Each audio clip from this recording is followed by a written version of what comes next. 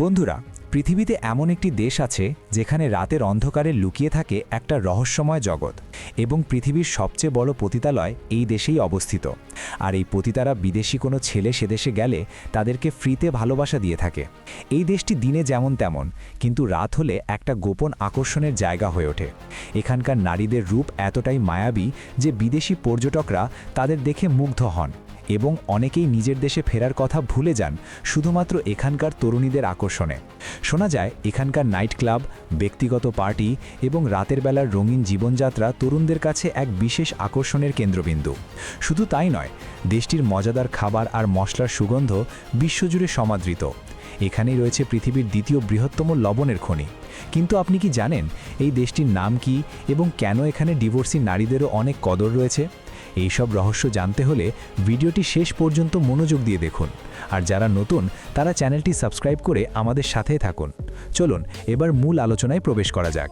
বন্ধুরা, যে দেশটির কথা বলা হচ্ছে তার নাম পাকিস্তান।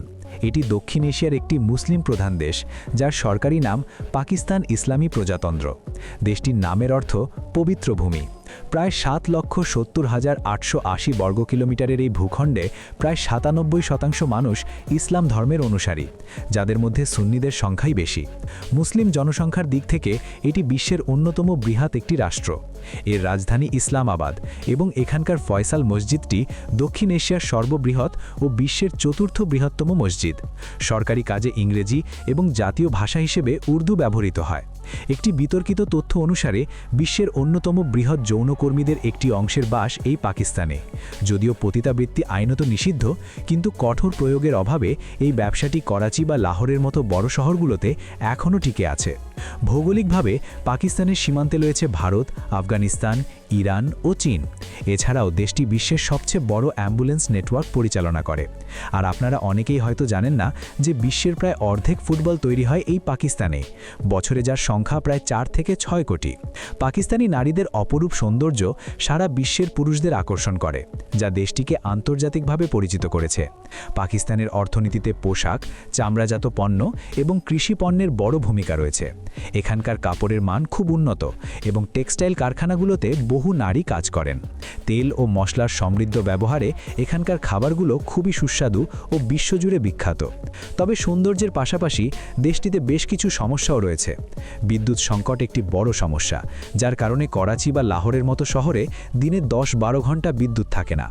দারিদ্র্যও দেশটির অন্যতম একটি বড় চ্যালেঞ্জ। তবে পাকিস্তানের সবথেকে বিস্ময়কর অধ্যায়টি হল গিলগিট বাল্টিস্তানের হুঞ্জা উপত্যকা। এই পাহাড়ি অঞ্চলটিকে অনেকেই পৃথিবীর স্বর্গ বলে থাকেন।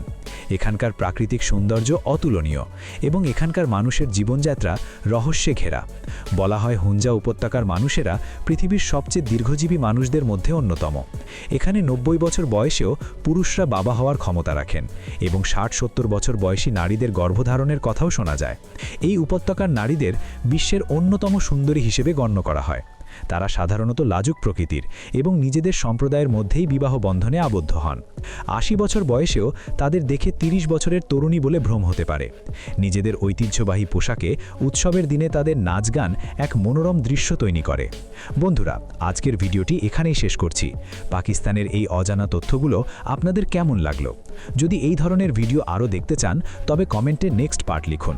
চ্যানেলটি সাবস্ক্রাইব করে বেল আইকনটি প্রেস করতে ভুলবেন না। সবাইকে অসংখ্য ধন্যবাদ।